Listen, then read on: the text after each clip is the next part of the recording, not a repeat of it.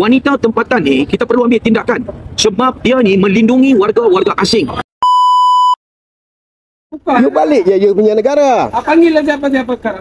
Kau ajar you. Betul-betul bangsat you punya bangsa-bangsat. Negara pun kotor nombor 3 dunia.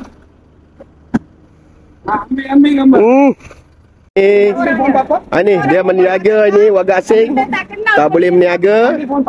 Dia tak boleh meniaga. Dan inilah pelindung dia yang dijadikan gundik pendatang asing. Okey. Kau ingat aku pakai ke macam kau?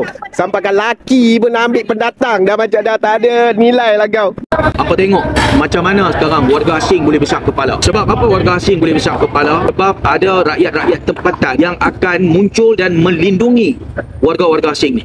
Sedangkan kita dah tahu dah bahawa dalam negara kita Malaysia dah ada larangan bahawa warga-warga asing ni tidak boleh berniaga sebagai penjajah.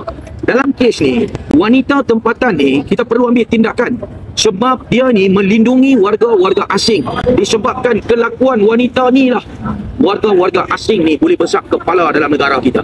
Kalau video ni jadi viral, kita minta Jabatan Immigration gunakan Akta Immigration 1959/63 untuk tuduh wanita ini melindungi warga asing tanpa dokumen dan permit yang sah dalam negara kita. Sebab apa tuan-tuan?